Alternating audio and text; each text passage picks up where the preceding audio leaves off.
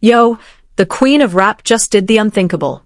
Nicki Minaj allegedly stripped her husband of the mansion, the money, the lifestyle, everything, and shipped him straight back to the hood with nothing but the clothes on his back. We're talking infinity pools to peeling paint, designer closets to a damn shed. The man went from sleeping next to a billionaire icon to laying his head somewhere you wouldn't park your car. And Kenneth Petty? Bro really thought he could play in this woman's face and keep the keys to the kingdom.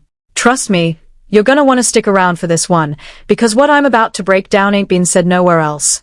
So check it. Kenneth Petty, Nicki Minaj's husband of 6 years, just officially updated his sex offender registry address from a $20 million Hidden Hills mansion to a tiny 800-square-foot house in Jamaica, Queens. The update hit the National Sex Offender Registry in late October 2025, with DJ Vlad breaking the receipts on Instagram to a stunned timeline. Bro really thought registering at the trap house wouldn't make headlines. Picture this. One day the man's waking up to ocean view skylights, private chefs, and a wife whose Spotify checks could feed 3 generations. Next day, he's signing federal paperwork from a block where the streetlights barely work. That's not a downgrade. That's a demolition. And the wildest part? He did it himself. Walked his own self into that precinct. Signed his own name on his own eviction notice. Now let's pull up the receipts that show why this whole thing imploded, because every single document, every timestamp, every quote tells you the same story. Alright y'all, let me lay these receipts out one by one because the paper trail on this one is insane. And I mean insane. Like, I had to print these out and tape them to my wall to keep track. Every single piece connects. Every single date lines up. By the time we hit the 5th receipt, you can be looking at your screen like, damn, she really did that. Receipt number 1. The registry drop. On October 14, 2025, DJ Vlad posted on X. It looks like Nicki Minaj dumped her husband, Kenneth Petty. According to the Sex Offender Registry, he's now living in a tiny 800-square-foot house in Jamaica, Queens, instead of the $20 million Hidden Hills mansion they previously shared. When I read that, I had to do a triple take. I refreshed the page. I checked the date. I zoomed in on the screenshot. Bro, this isn't gossip. This is federal paperwork. You don't update Megan's law database for fun. You don't switch your registered address because you needed a vibe change. That's the kind of receipt that don't lie. The federal government ain't in the business of pranking nobody. And Kenneth really thought nobody would screenshot it? In 2025? When every internet detective with a phone and a coffee can pull public records in 30 seconds. That's the dumbest flex I've ever seen. He basically left a smoking gun on the kitchen counter and walked out the front door. Receipt number 2, Nicki's own words on the card. Just weeks before the registry shift, on October 14, 2025, Nicki herself went on Instagram and dropped a bomb. A couple of them have been doing it for years, they're all going to jail. She accused multiple people in her circle of running unauthorized charges totaling nearly $25,000 on her American Express. Now pause, because this is where it gets surgical. She didn't say an accountant. She didn't say a stranger. She said a couple of them, meaning multiple people, all close enough to access her card, and all close enough that the betrayal hit her bad enough to threaten jail on a public platform. When the queen herself says going to jail, she ain't bluffing. Nicki don't bluff. Nicki sues. Nicki subpoenas. Nicki press records. So when I heard her say it with her own mouth, I was like, yo, somebody in this house is cooked, burnt, charred. And you don't need a detective badge to figure out who shares the closest zip code to that AMEX. Receipt number 3. Cardi B predicted it years ago. I know. But real talk, we got to enter Cardi into evidence because the woman called this years in advance. Cardi B publicly accused Kenneth of using Nicki's AMEX while she was sedated, alleging he controls her money behind the scenes. Bro said what? When this dropped, I had to rewind that timeline 3 times. I kept thinking, there's no way a rival rapper just casually dropped a financial abuse allegation in the middle of a public beef. But she did. And at the time, everybody dismissed it as petty rap drama. Fast forward to October 2025 and Nicki herself is on Instagram saying her card been getting ran on for years. Cardi might have been on petty business, but the streets is saying, she might have had the receipts before any of us. That's the part that's keeping me up at night. Were we wrong to dismiss it? Was Cardi telling on somebody she shouldn't have known about?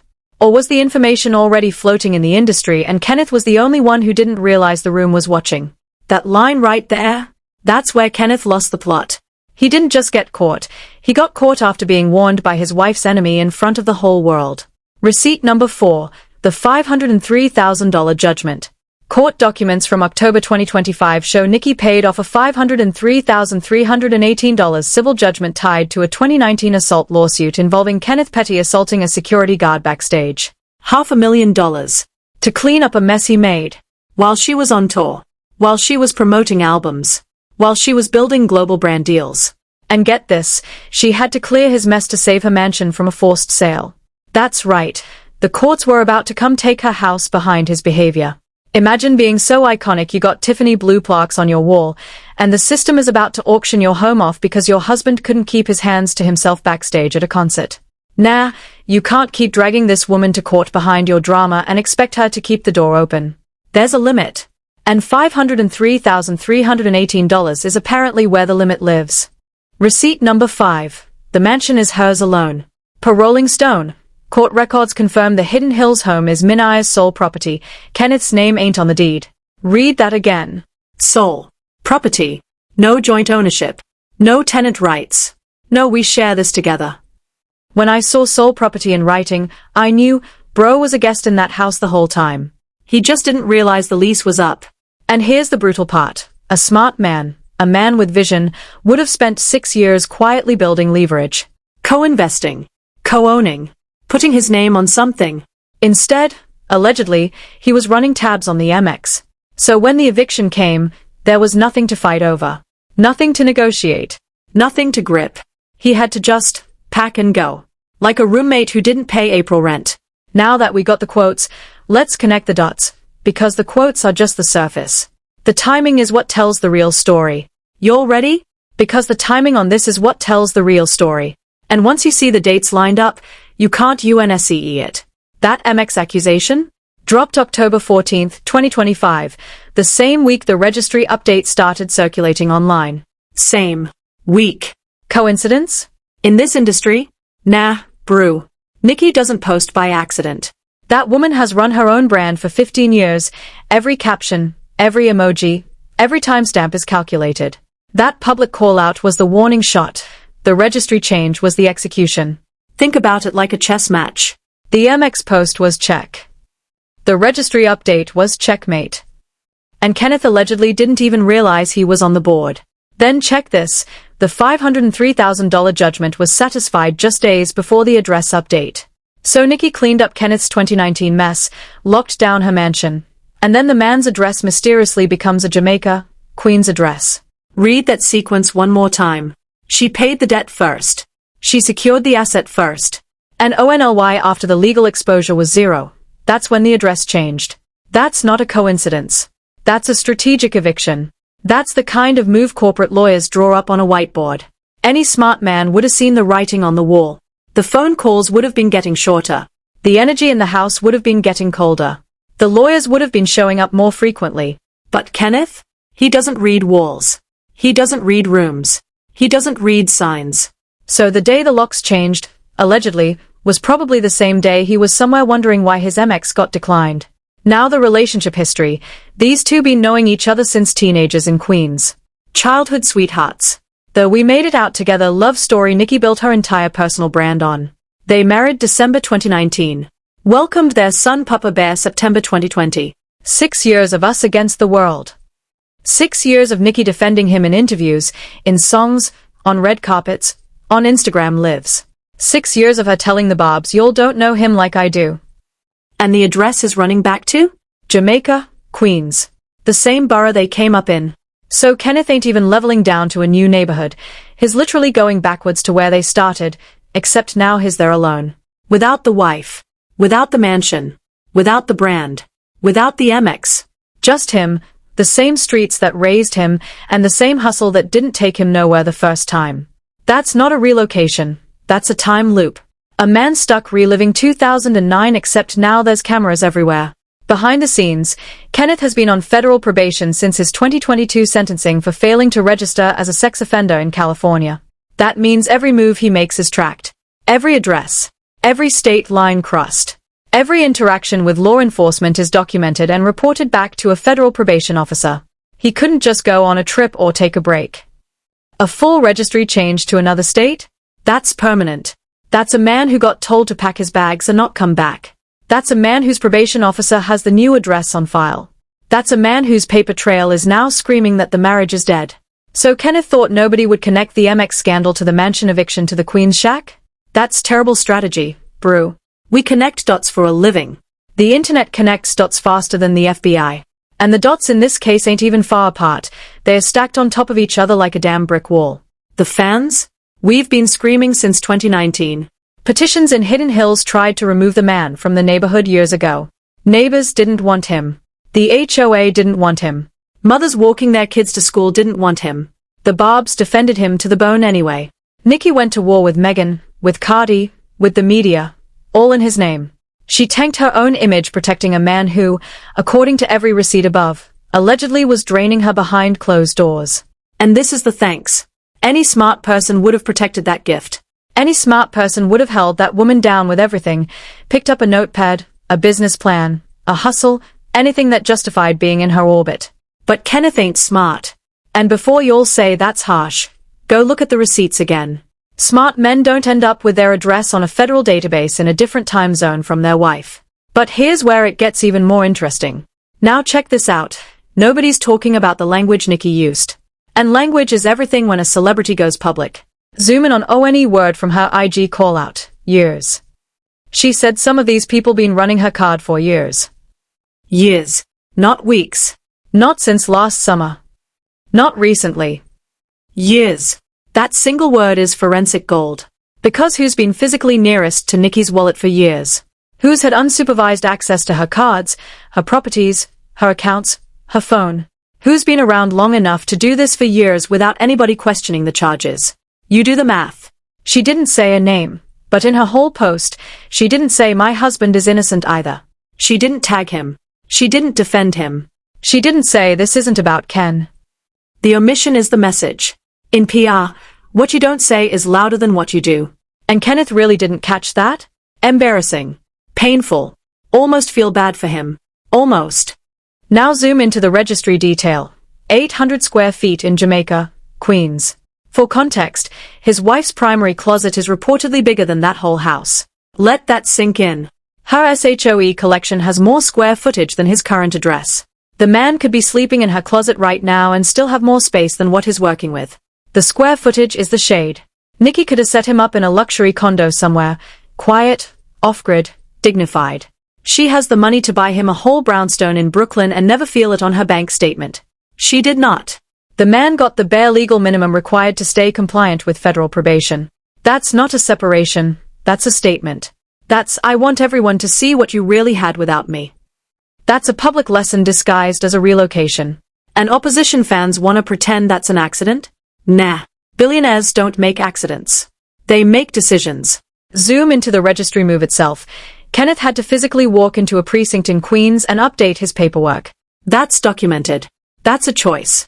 That's a moment where a federal officer slid a form across a desk, asked him to confirm his current residence, and he had to write down 800 square feet, Jamaica, Queens with his own pen.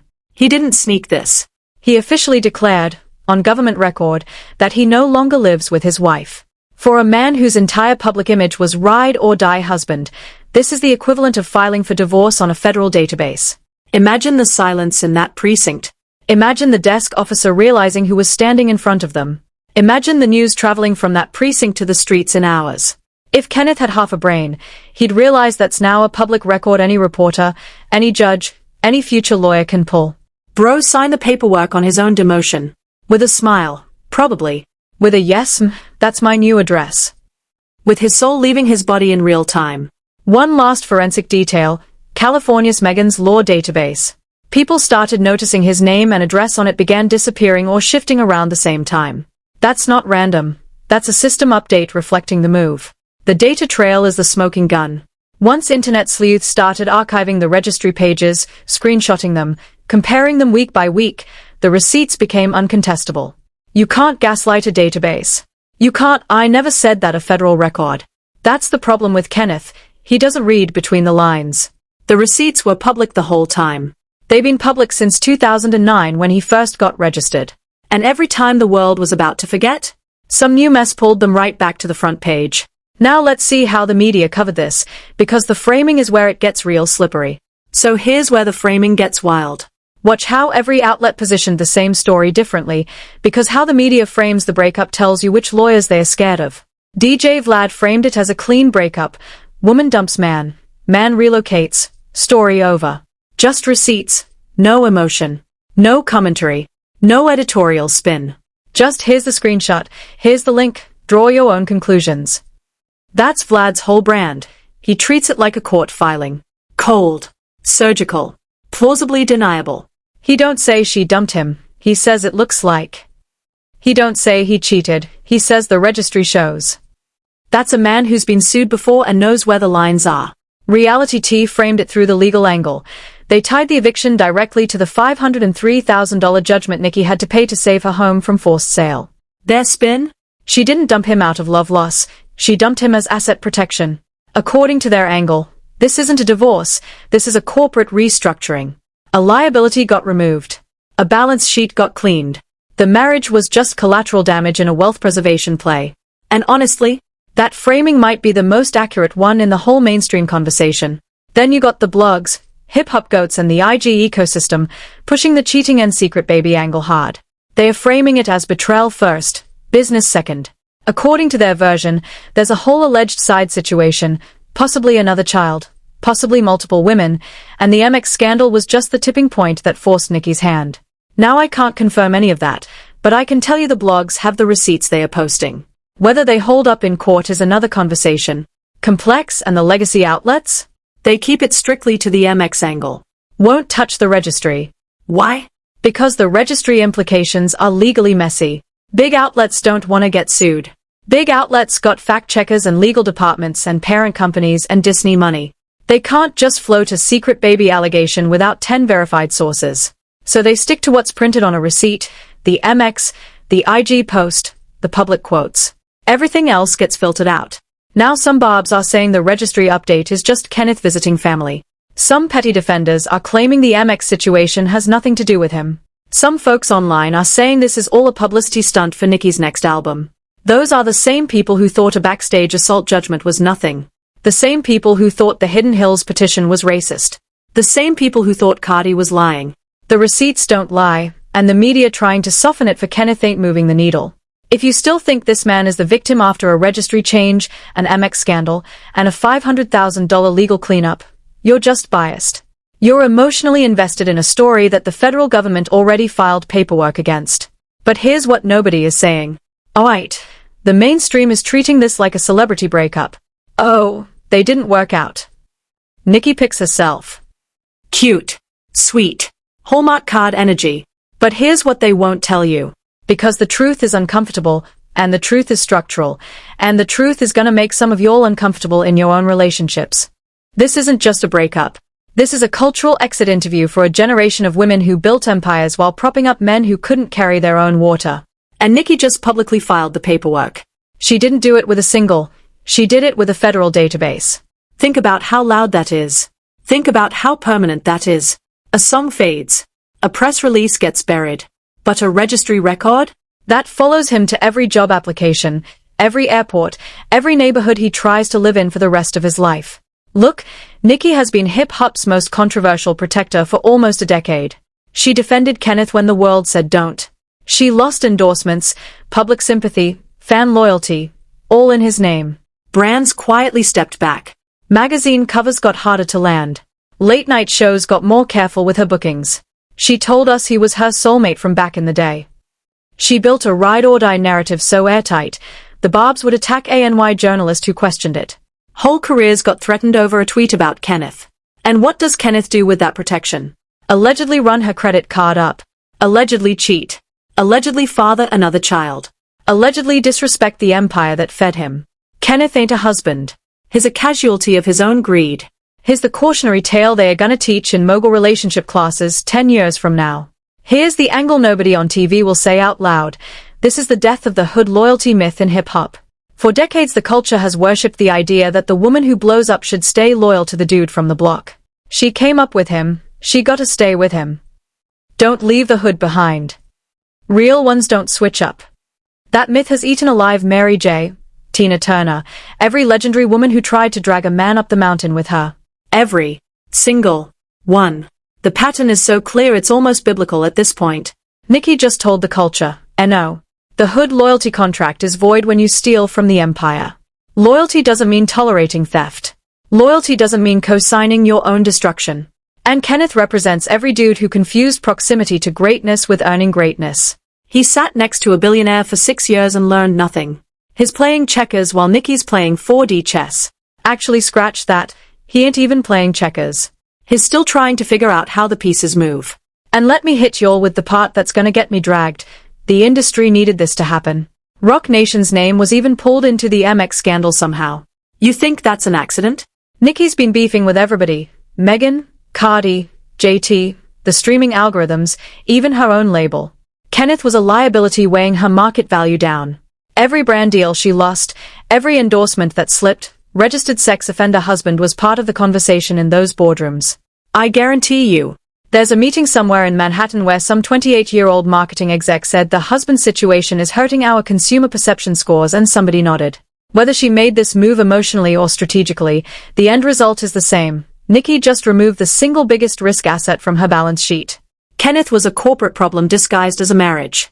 And the man was too busy spending the AMEX to notice he was being decommissioned. He was so deep in the lifestyle, he didn't realize he was the lifestyle's expiration date. Here's the saddest part. Kenneth had every opportunity to learn the business. 6 years married to a black female mogul. 6 years of access to producers, lawyers, label execs, brand managers, financial advisors, accountants, A&Rs, tour managers, publicists. 6 years of being able to sit in on million-dollar conversations just by being in the room. You know what a smart man does with that? Builds his OWN bag. Starts a label. Launches a clothing line. Becomes Beyoncé SJZ to Nicki's empire. Studies, takes notes, asks questions, builds a parallel business so by year 10 he's got his OWN equity, his OWN deals, his OWN identity outside the marriage. Instead, allegedly, he ran credit cards and chased side chicks. Bro had front row seats to Mogul University and chose to nap in class. He had a 4-year scholarship to Harvard and used it to play Xbox in his dorm. Kenneth is rewriting nothing. His story was always going to end this way because he never built anything that wasn't her. And when her was gone, there was nothing left of him except an old conviction and a new address. And the final forbidden take, this isn't karma for Nicki. This is karma for the culture. Hip-hop spent years telling Nicki stand by your man, even when that man came with a 1995 attempted rape conviction and a 2019 backstage assault. The same fans who cheered her loyalty are now watching her get betrayed in real time. That's not karma for her. That's karma for everyone who told her to stay. Every commenter who said leave him alone, that's her husband. Every podcast that mocked the petitioners in Hidden Hills. Every think piece that called concern respectability politics. You'll owe this woman an apology. Kenneth represents the old guard of toxic hood masculinity. The culture has moved past him. He's living in 1995 in an 800-square-foot shack while his wife is performing sold-out shows worldwide. 5 years from now, people will look back at this week as the moment hip-hop officially closed the chapter on ride or die being a virtue. The new playbook is ride or thrive. If he can't help you thrive, you don't have to ride. And that's the truth they won't tell you. So what happens next? Because this story ain't over. It's just getting to its second act. Mark my words, the next 12 months are gonna be the most dramatic stretch of Nicki's entire career. Here's how I see it playing out, and I'm putting money on these predictions. Scenario 1, the most likely outcome. Nicki's gonna go silent on Kenneth publicly. No diss tracks. No Instagram rants. Nothing. Because that's how moguls operate. They let lawyers talk while they count money. She'll post album promo. She'll post Papa Bear's birthday. She'll tour. She'll collab. She'll trend for music reasons, not relationship reasons. Kenneth, on the other hand, is gonna start running his mouth. Watch. Within weeks he'll be on some podcast or some IG live trying to tell his side. Some random hip-hop blogger is gonna offer him $5,000 to spill, and bro is gonna take it because the AMEX is locked. And every word he speaks is gonna make him look smaller. Every interview is gonna age worse than the last. The clips are gonna circulate on Twitter for the wrong reasons. The silence from Nicki's side is gonna hurt him more than any diss could. By summer 2026, Kenneth is gonna be a meme. And Nicki's gonna be on the Met Gala carpet single, glowing, untouchable, with a brand new fragrance line and probably a new man whose net worth has more zeros. Bro is about to learn that nobody books the rapper's husband for anything when he ain't married to the rapper anymore. He was a +1. The +1 privilege expires the second the marriage does. Scenario 2, the alternative path. If Nicki actually drops a diss record style album about this whole situation, it's over. We about to enter a full Lemonade era for hip-hop, and Kenneth is about to be Becky with the good credit score. Nicki at her most heartbroken is Nicki at her most lethal. Go listen to the back catalog. Listen to All Things Go. Listen to Bed of Lies. Listen to Pills and Potions. That woman channels pain into pen like nobody else in the game. If she decides to weaponize her pen, Kenneth is gonna live in those bars for the next 30 years. Every rap nerd, every YouTube breakdown channel, every genius annotation, they'll be decoding his embarrassment forever. 20 years from now somebody's daughter is gonna ask who's that song about, and the whole table is gonna get quiet. He is not ready for that smoke. We saw what she did to Cardi. To Megan, Kenneth doesn't stand a chance if she decides to put him in a verse. Cardi got bars about her toes. Imagine what Kenneth gets bars about. He's a sitting target with a 6-year archive of receipts. Scenario 3, the industry-wide impact. Looking at the bigger picture, this moment is about to set a new standard for celebrity marriages in hip-hop. Every female mogul watching is taking notes right now. Beyoncé's watching. Rihanna's watching. SZA, Doha, Lato, Glorilla, all watching. The age of carrying a man because of childhood loyalty is dead.